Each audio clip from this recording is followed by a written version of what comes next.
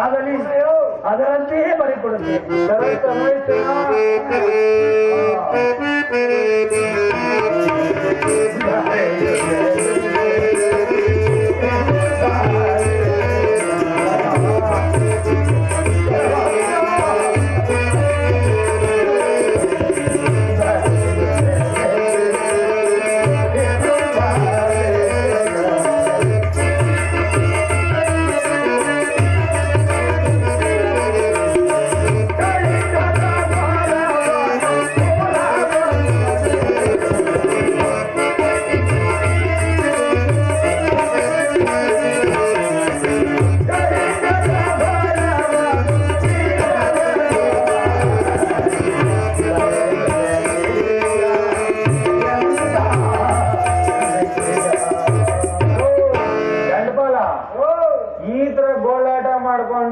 ಕೆಲ್ಸಕ್ಕಿಕೊಂಡ್ರೆ ಆಯ್ತವೇನೆ ಕೆಲಸ? ಕಷ್ಟ ಕಣ ಇಲ್ಲ ನೋಡಯ್ಯ, ನೀವು ಹೇಳಿದ ಕೆಲಸವೆಲ್ಲವನ್ನೂ ಮಾಡುತ್ತೇನೆ. ನನಗೆ ಒಂದು ದಿನಕ್ಕೆ ಒಂದೊತ್ತು ಊಟವನ್ನು ಕೊಟ್ಟಿರಲ್ಲ. ಏನೋ ದಂಡಪಾಲ, ಒಂದೊತ್ತು ಊಟ ಗಂಟೆ ಕೊಡೋದೇನೋ ಆಗ್ಲಯ್ಯ, ನಾನು ಹೋಗಿ ಬಾಳೆ ತೋಟ ತೋರಿಸ್ಕೊಂಬರ್ತೀನಿ. ಪತ್ರ ಎಲ್ಲ ಸರಿ ಐತೇನೆಯ? ಎಲ್ಲ ಪತ್ರ ಇಟ್ಕೊಂಡಿದ್ದೀನ, ಅವನ ಕೈಲಿ ರುಜು ಮಾಡಿಸ್ಕೊಳೋ. ಒಂದು ಪತ್ರ ಇಟ್ಕೊಬರ, ಪತ್ರ ಇಟ್ಕೊಂಡು ರುಜು ಮಾಡ್ಸೋ ಅವನ ಕೈಲಿ. ಓದೋ, ಏನ್ ಬರ್ದಿದ್ಯಾ ಓದೋ. ನಾನ್ ಸುಲೋಚನೆ ಬೇರೆ ಇಲ್ಲ ಕಣ, ಇಲ್ಲಾಂದ್ರೆ ನಾನೇ ಓದ್ಬಿಡ್ತಾ ಇದ್ದೆ. ಕಣ್ಣಿಗೆ ಹಾಕೊಳ್ಳೋದೇನೋ ಗಾಜು, ಕನ್ನಡಕ. ಅದು ಹುಡುಗಿ ಅನ್ಕೊಂಡೆಯೋ. ನೀನ್ ಬರೀ ಹುಡುಗಿಲೇ ಇರ್ತೀಯ ಬಿಡು, ಏನ್ ಓದಲು.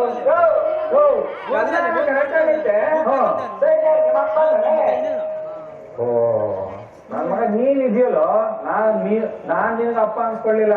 ನನ್ನ ಮಗ ನೀನೇ ನನಗೆ ಅಪ್ಪ ಅನ್ಸ್ಕೊಂಡ್ಬಿಟ್ಟು ಮಾಡ್ಸಲು ಮಾಡ್ಸೋ. ಏನಯ್ಯ ಎಲ್ಲ ರುಜು ಮಾಡಯ್ಯ. ಆಗಲ್ಲ ಹೋಗುದು ಸ್ವಾಮಿ. ದಂಡಪಾಲ ತೆಗೆದುಕೊಳ್ಳಿ, ರುಜು ಮಾಡಿದಾಯ್ತು. ಇದೊಂದು ಕಾರಣವಾಗಿ ನಾನು ಇರುತ್ತೇನೆ. ಪೆಟ್ಟಿಗೆಯಲ್ಲಿ ನಿಮ್ಮ ತೋಟದಲ್ಲಿ ಕಳ್ಳತನವೇನಾದರೂ ಆದರೆ ಕಳ್ಳವನ್ನು ಹಿಡಿದು ತರುತ್ತೇನೆ. ಇಲ್ಲವಾದರೆ ನನ್ನ ಈ 2 ಕೈಗಳನ್ನು ಕತ್ತರಿಸಿಕೊಡುತ್ತೇನೆ. ಅದಕ್ಕೆ ಕಣಯ್ಯ, ಬರೀ ಬಾಯಿ ಮಾತಲ್ಲಿ ಯಾರು ನಂಬಕ್ಕಾಗಲ್ಲ ಅಂತಾನೆ ಮತ್ತೆ ಕರಾರು ಪತ್ರ ಬರ್ಸಿರೋದು. ದಂಡಪಾಲ, ಈ ಕರಾರು ಪತ್ರನ ನಿನ್ ಕೈ ಕೊಟ್ರೆ ಆಗಲ್ಲ. ನಾನು ಹೋಗಿ ಜೋಪಾನ ಪೆಟ್ಟಿಗೆಲ್ ಹಾಕಿ ಬೀಗ ಹಾಕ್ತೀನಿ. ನೀನು ಇವನ್ ಕರ್ಕೊಂಡೋಗಿ ಸತ್ತ ಎಲ್ಲ ಕೀಳ್ಸಿ ತೋಟ ತೋರ್ಸ್ಕೊಂಡು ಕೆಲಸ ಮಾಡ್ಕೊಂಬರೋ. ಕರ್ಕೊಂಡೋಗೋ. ಏನಯ್ಯ ಗೊರವಯ್ಯ, ಹೋಗೋ ನಮ್ ದಂಡಪಾಲನ ಜೊತೆ ಹೋಗಿ ಹೋಟೆಲ್ ಕೆಲಸ ಮಾಡು. ನಡಿ ನಡಿ. ಇದೇ ಬಾಳೆ ತೋಟ, ಆಗಬಹುದು, ಇಲ್ಲೇ ಕೆಲಸ ಮಾಡ್ಬೇಕು ನೀನು. ಆಗಬಹುದು.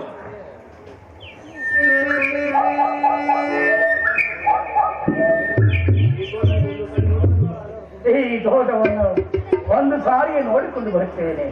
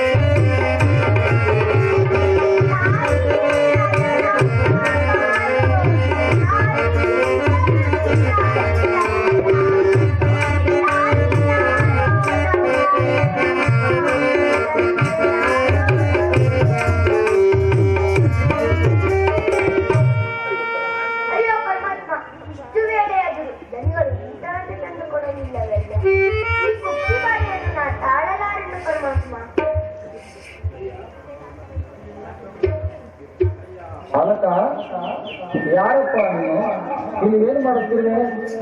ಸ್ವಾಮಿ, ನನ್ನ ಹೆಸರು ಚಂದ್ರ. ನಾನು ಇದೇ ಪಟ್ಟಣದ ಮಡಿವಾಳ ಚೇತರ ಮನೆಯಲ್ಲಿ ಕತ್ತೆ ಕಾಯುವ ಆಳು. ಅಂದ ಹಾಗೆ ನೀವು ಯಾರು? ಮಗು, ನಾನಾದರೂ ಒಬ್ಬ ಬಡ ಬ್ರಾಹ್ಮಣ. ನನಗೆ ಬಹಳವಾಗಿ ಬಾಯಾರಿಕೆ ಆಗುತ್ತಿರುವುದು. ನೀನು ಇಲ್ಲಿ ಎಲ್ಲಿಯಾದರೂ ಜಲವನ್ನು ತೋರಿಸು, ನಿನಗೆ ಪುಣ್ಯ ಬರುವುದು ಮಗು. ಸ್ವಾಮಿ, ಆ ಬಾಳೆಗೊಲ್ಲದಲ್ಲಿ ಒಂದು ಬಾಗಿಲುವುದು ಅಲ್ಲಿಗೆ ತೀರಿಸಿಕೊಳ್ಳಿ. ಮಗು, ನನಗಾದರೂ ಬಹಳವಾಗಿ ವಯಸ್ಸಾಗಿದೆ.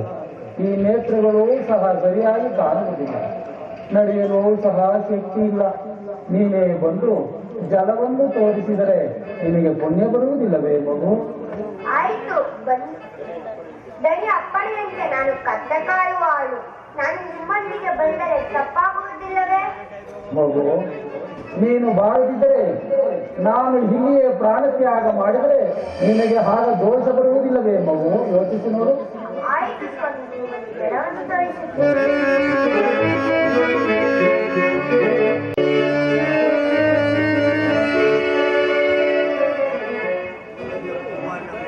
ಮಗು,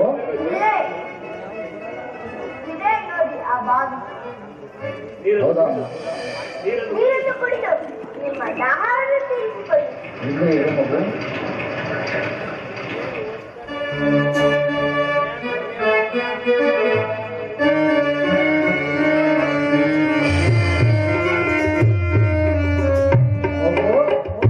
ಜಲವನ್ನು ಕುಡಿಸಿದ್ದಾಯಿತು.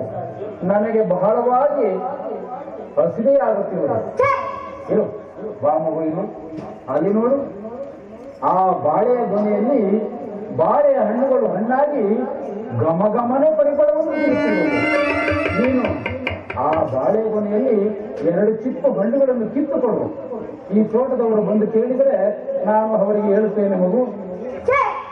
ಇಲ್ಲಿಗೆ ಬಂದದ್ದೇ ತಪ್ಪು. ಅದರಲ್ಲಿ ಆ ಬಾಳೆಹಣ್ಣನ್ನು ಕಿತ್ತರೆ ಮಹಾ ಪಾಪ ಆಗುವುದಿಲ್ಲವೇ? ನಾನಿನ್ನ ಹೋಗುತ್ತೇನೆ.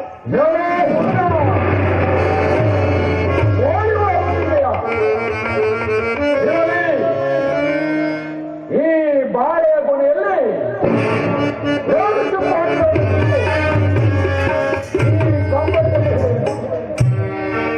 ಆಗ ನಿನ್ನ ತಂದೆಯಿಂದಲೇ ನಿನ್ನ ಖರಗಳನ್ನು ಕತ್ತರಿಸ.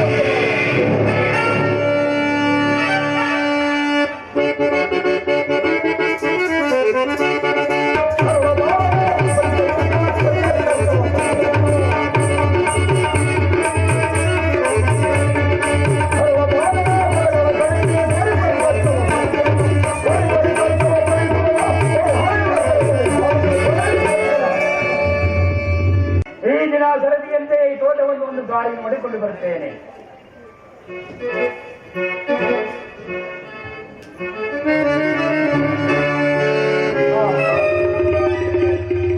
ಈ ದಿನ ಬಾಳೆಯ ತೋಟದಲ್ಲಿ ರಸಬಾಳೆಯ ಮನೆಯಲ್ಲಿ ಒಂದು 2 ಚಿಕ್ಕ ಹಣ್ಣುಗಳು ಕಳವಾಗಿರುವುದಲ್ಲ. ಏನು ಮಾಡಲಿ? ಓಹೋ, ಇಲ್ಲಿ ಯಾರು ಹುಡುಗನು ಕತ್ತೆ ಕಾಯುತ್ತಿರುವನು. ಅವನನ್ನು ವಿಚಾರಿಸಿದರೆ ಎಲ್ಲ ತಿಳಿಯುವುದು. ಬಾಲಕ,